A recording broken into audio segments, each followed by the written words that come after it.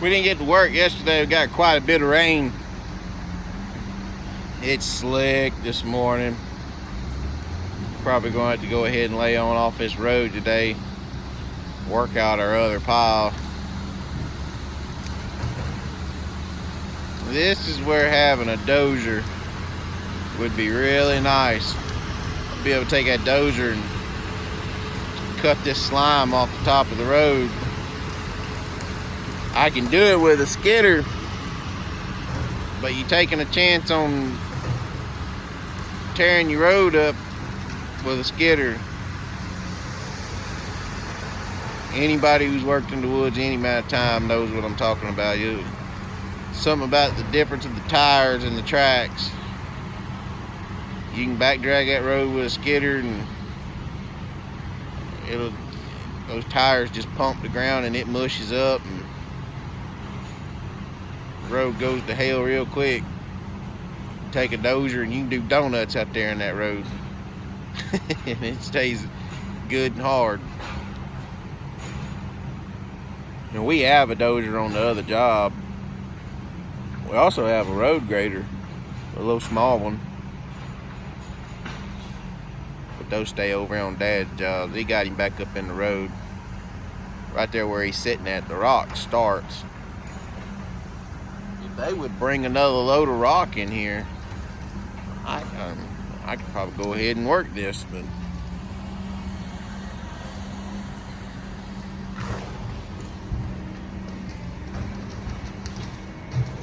we definitely need some rock or a dozer, one or the other, to go out here and survey the woods real quick.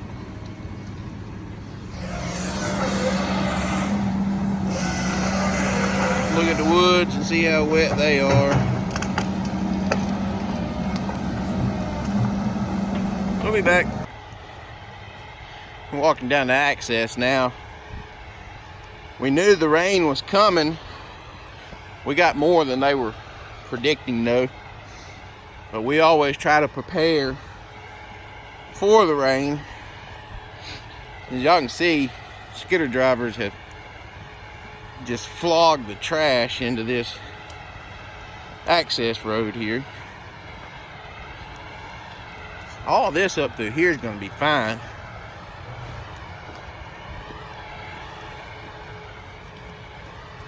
He'll keep adding trash to it throughout the day. What we're going to get into up here is where we don't have the trash yet. The skidder driver's going to have to take the time, get the wood that we were saving. Y'all can see it's starting to get a little thin on the trash and it's starting to get kind of mushy in here, but he'll have to take the wood that we were storing in the access down here for the rain and build his mats. Looks like that's what he's doing right now. You can see the wood he's done got started laid out.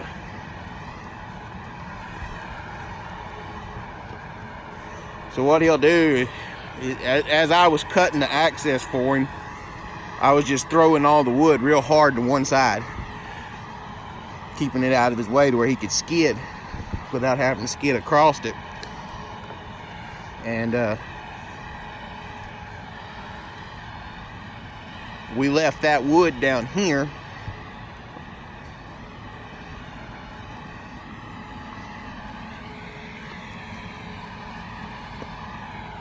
See if I can't slip and fall, bust my ass on this wood. Anyway, we left the wood down here instead of skidding it. Yeah, where there ain't no wood, man, that stuff's wet. But he's doing a good job going on ahead and flooring his access.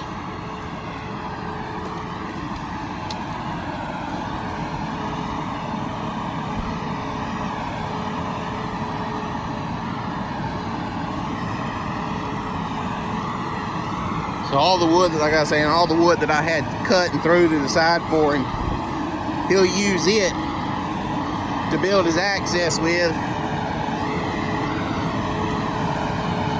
And then as he needs additional wood, he'll go down a down row, get a drag or so, and bring it back.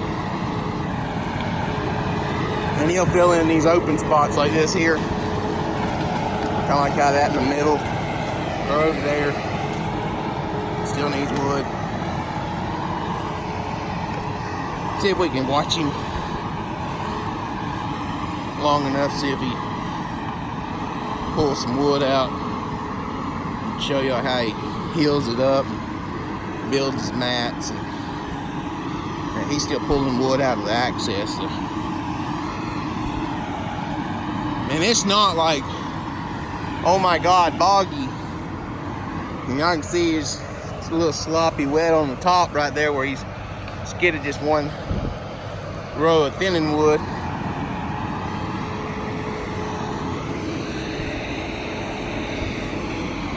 But we'll go ahead and lay the wood down.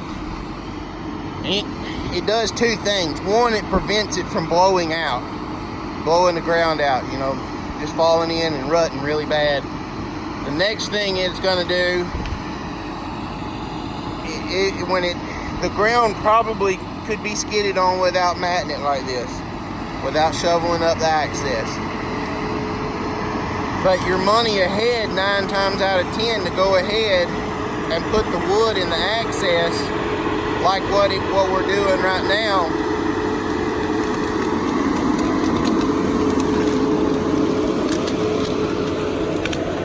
Because the skidder will run faster down the access. See, he drops that there. He's going to split it. Get over here so y'all can watch a little bit better. He's going to split it, flip that over there. He's going to back up on it and heel it.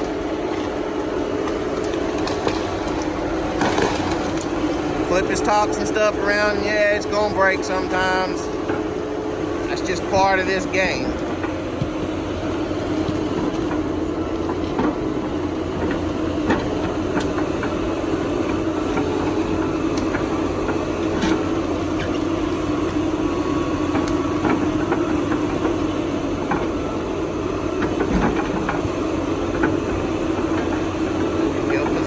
One piece at a time if he needs to. He'll put a tire up on it, mash it down where it needs to go. This over here is still kind of crooked. See, it's hard to see from down here what he's looking at from up there, but you can see those pieces are kind of crooked. They're not exactly straight in line where he wants them. So he's going to keep that tire on them and heel all that up, flip those tops around a little bit where the wood's nice and straight. And he'll continue to do that all the way back here to where the rows are going to start again. And then where it's got, you know, missing, like right there, you can see, you know, he needs a little bit more. As he skids, when he gets another skid of wood, he may pull up there and drop. You know, he'll probably drop about 3 or 4 more pieces right there in that one spot. You saw him spinning. It is a slick, man, it is a slick nightmare until you kind of get the bark run off of the wood and get the slime off of the wood from the rosin. See, he's going to take that one piece there and fill in that hole that I was just pointing out.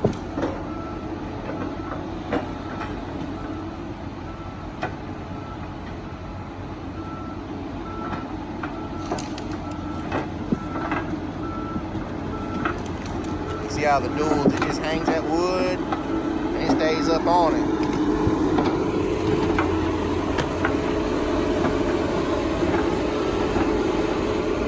You see something else over there you don't quite like. You're going to spin those tops around a little bit more. Get them a little bit more flat. You also want to make sure you're keeping your tops extremely straight when doing this.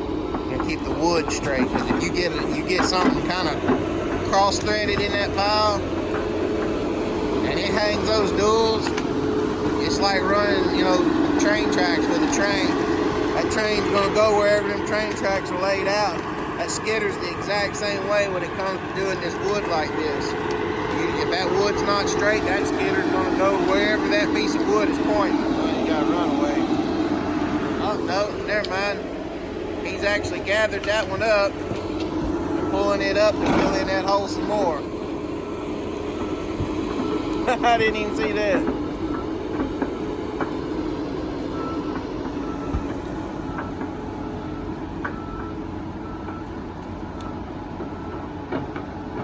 See what he's fixing to do now. Got the other skidder sitting over there waiting. He's probably gonna let him come by and either go bring him some more wood, or he's gonna go get him some trash and maybe fill in some wet spots in his tops. He's got all the wood out of the access now. See my cutter sitting down there. The woods is fine. The woods work. Just takes a little bit of extra getting this mess laid out. I mean, we knew the rain was coming. When you're working this stuff like this though, and it's bedded, you really don't want to go ahead and build your mats ahead of time. Some places you can if the ground's soft enough. Like the ground had done got so hard here, if you'd have went ahead and built your mats ahead of time, like you really needed to do, the bed would have had your wood broke all to pieces. You know, there wouldn't have been enough wood left to skid on, because the beds here are so deep. I don't know if y'all can kind of see how those trees are planted up on them beds.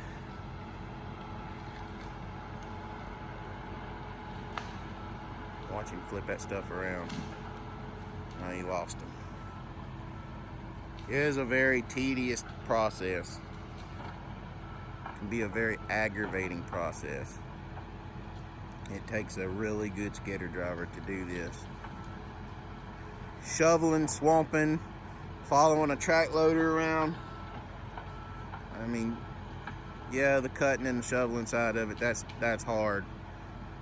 But in my opinion, what little bit I've got to do of that, skidder driver has it made.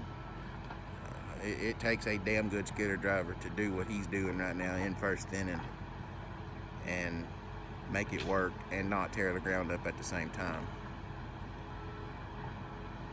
Anyway, I'm gonna run down here to the cutter, get on it,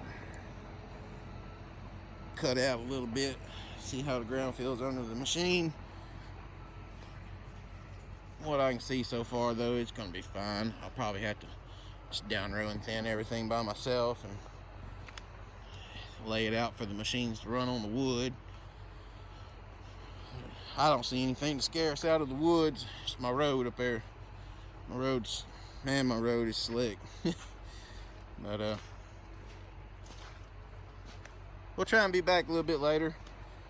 Let's get a few hours of work going here, see what happens.